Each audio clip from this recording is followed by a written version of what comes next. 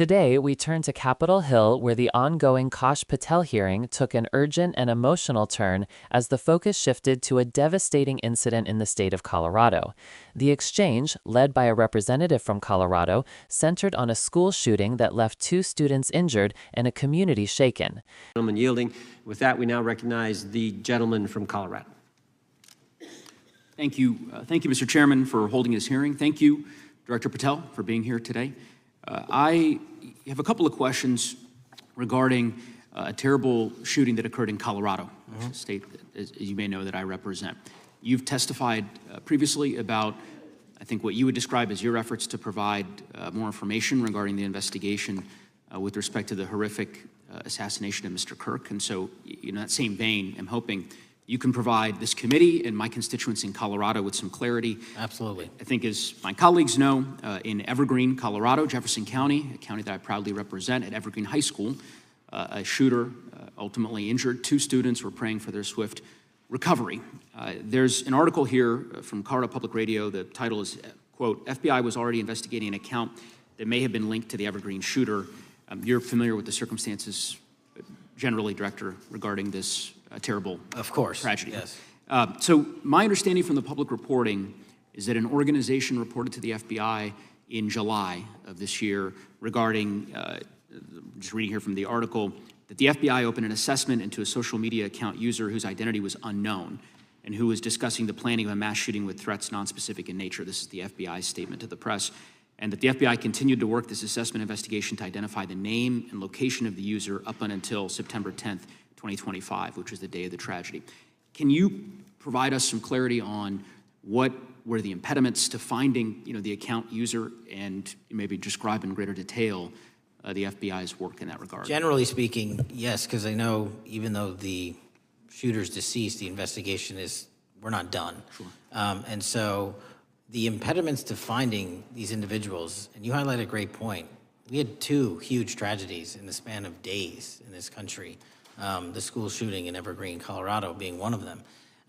And proactively going out onto these social media platforms, which are so large, is our biggest impediment. And we need to rely on the service providers. There's actual legislation, I can't remember the name of it, that's up for renewal, which will, and I think at the end of the month, which gives service providers the ability to report that information in from their end without liability. We need that to continue, because while the FBI has so many people and the police are great at doing it, there's just too many platforms to cover down on. Well, I appreciate that, Director Patel, and I think we're certainly, I'm interested in continuing this conversation, because I think the reporting suggests that there's a pattern, and that ultimately, we want to make sure that law enforcement is able to prevent this kind of tragedy from happening in the future. I have a question. It's not meant as a gotcha question, so it just frame it there. But it is in regards to some reporting around a periodic transaction report that you had filed earlier, this year. So this is in July, pursuant to the ethical obligations as a senior executive official. You remember filing that in July? Yes. Yeah, so in that report, as best as I can surmise, you disclosed that you divested $100,000 or more in a variety of different stocks, which I presume was pursuant to the ethics agreement that you negotiated with the Department of Justice. In that same report, there's a disclosure regarding purchases of 2 different transactions. So between $15,000 to $50,000 in a national coffee house chain, and between $50,000 to $100,000 in a semiconductor company on May 9th and May 12th.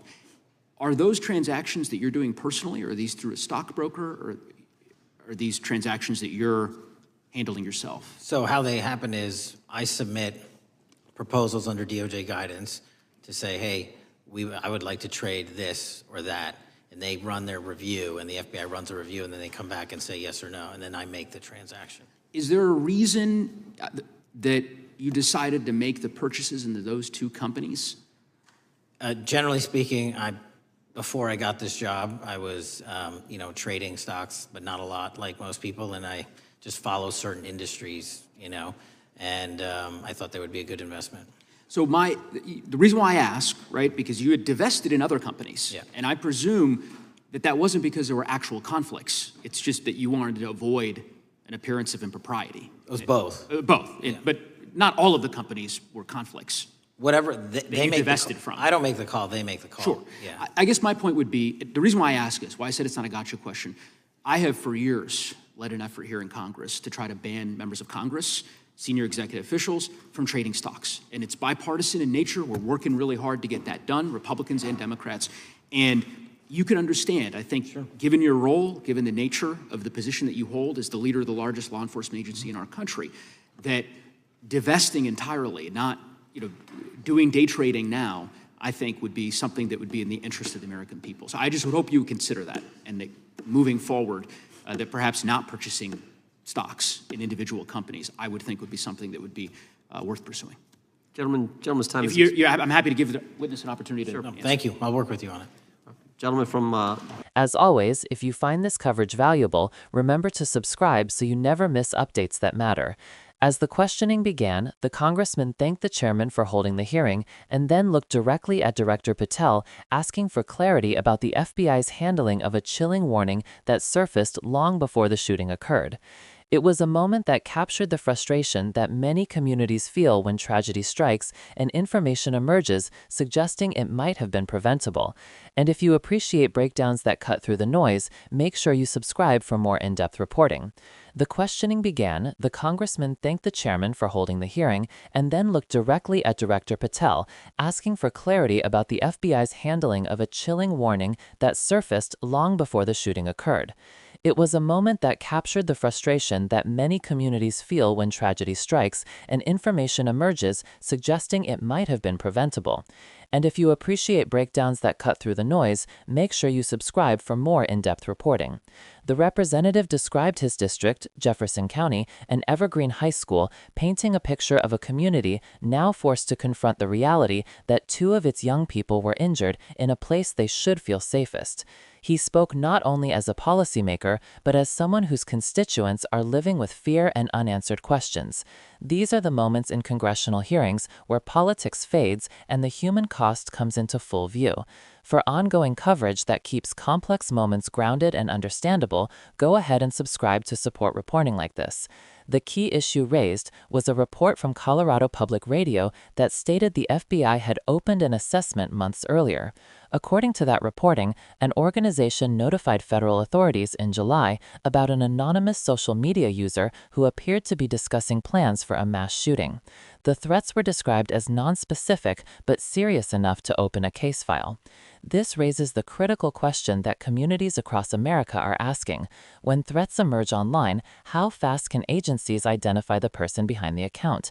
And how do they determine whether the threat is credible or simply noise? These assessments are not easy. They often involve tracing anonymized accounts, coordinating across jurisdictions, and determining whether a threat is imminent.